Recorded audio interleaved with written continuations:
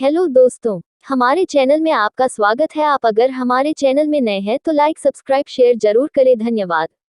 युधिष्ठिर बोले, श्री कृष्ण कृपा करके पौष मास के शुक्ल पक्ष की एकादशी का महात्म्य बतलाइए। उसका नाम क्या है? उसे करने की विधि क्या है? उसमें किस देवता का पूजन किया जाता है? भगवान श्री कृष्ण ने कहा, राजन, पौष मास के शुक्ल पक्ष की जो एकादशी है उसका नाम पुत्रदा है।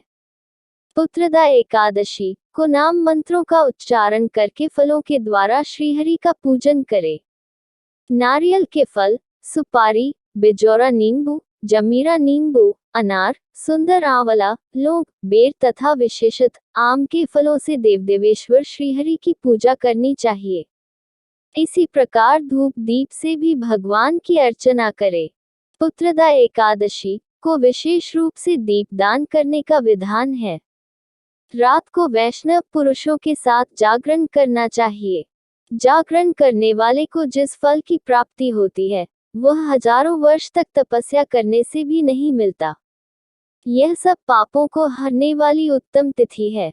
चराचर जगत सहित समस्त त्रिलोकी में इससे बढ़कर दूसरी कोई तिथि नहीं है। समस्त कामनाओं तथा सिद्धियों के दाता भगवान नारायण इस तिथि के अधिदेवता हैं। पूर्व काल की बात है, भद्रावतीपुरी में राजा सुकेतुमान राज्य करते थे। उनकी रानी का नाम चंपा था। राजा को बहुत समय तक कोई वंशधर पुत्र नहीं प्राप्त हुआ, इसलिए दोनों पति पत्नी सदा चिंता और शोक में डूबे रहते थे। राजा के पितर उनके दिए हुए जल को शोकोच्छ्वास से गर्म करके पीते थे। राजा के बाद और कोई ऐसा नहीं दिखाई देता जो हम लोगों का तर्पण करेगा, यह सोच सोचकर पितर दुखी रहते थे। एक दिन राजा घोड़े पर सवार हो गहन वन में चले गए। पुरोहित आदि किसी को भी इस बात का पता न था। मृग और पक्षियों से सेवित उस सघन कानन में राजा भ्रमण करने लगे। मार्ग में कहीं सियार की बोली सुनाई पड़ती थी तो कहीं उल्लुओं की। जहां तहां भालू और मृग दृष्टिगोचर हो रहे थे। इस प्रकार घूम घूम कर राजा वन की शोभा देख रहे थे। इतने में दोपहर हो गई। राजा को भूख और प्यास सताने लगी। वे जल की खोज में इधर उधर भटकने लगे। किसी पुण्य के प्रभाव से उन्हें एक उत्तम सरोवर दिखाई दिया, जिसके समीप मुनियों के बहुत से आश्रम थे। शोभाशाली नरेश ने उन आश्रमों की ओर देखा। उस समय शुभ की सूचना देने वाले शकुन होने लगे। राजा का दाहिना नेत्र और दाहिना हाथ फड़कने लगा, जो उत्तम फल की सूचना दे रहा था। सरोवर के तट पर बहुत से मुनि वेद पाठ कर रहे थे। उन्हें देखकर राजा को बड़ा हर्ष हुआ। वे घोड़े से उतरकर मुनियों के सामने खड़े हो गए और पृथक पृथक उन सब की वंदना करने लगे। वे मुनि उत्तम व्रत का पालन करने वाले थे। जब राजा ने हाथ जोड़कर बारंबार दंडवत किया, तब मुनि बोले, राजन, हम लोग तुम पर प्रसन्न हैं।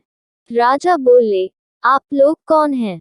आपके नाम क्या है तथा आप लोग किस लिए यहाँ एकत्रित हुए हैं?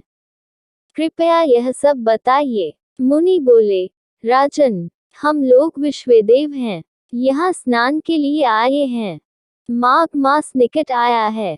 आज से 5वें दिन माघ का स्नान आरंभ हो जाएगा। आज ही पुत्रदा नाम की एकादशी है, जो व्रत करने वाले मनुष्यों को पुत्र देती है। राजा ने कहा, विश्वदेवगण, यदि आप लोग प्रसन्न हैं तो मुझे पुत्र दीजिए। मुनि बोले, राजन, आज पुत्रदा नाम की एकादशी है। इसका व्रत बहुत विख्यात है। तुम आज इस उत्तम व्रत का पालन करो। महाराज, भगवान केशव के प्रसाद से तुम्हें पुत्र अवश्य प्राप्त होगा। भगवान श्री कृष्ण कहते हैं, युधिष्ठिर, इस प्रकार उन मुनियों के कहने से राजा ने उक्त उत्तम व्रत का पालन किया। महर्षियों के उपदेश के अनुसार विधि पूर्वक पुत्रदा एकादशी का अनुष्ठान किया।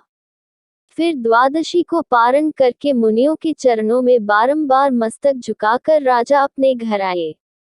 तदनंतर रानी ने गर्भधारण किया। प्रसवकाल आने पर पुण्यकर्मा राजा को तेजस्वी पुत्र प्राप्त हुआ, जिसने अपने गुणों से पिता को संतुष्ट कर दिया। वह प्रजा का पालक हुआ। इसलिए राजन, पुत्रदा का उत्तम व्रत अवश्य करना चाहिए। मैंने लोगों के हित के लिए तुम्हारे सामने इसका वर्णन किया है।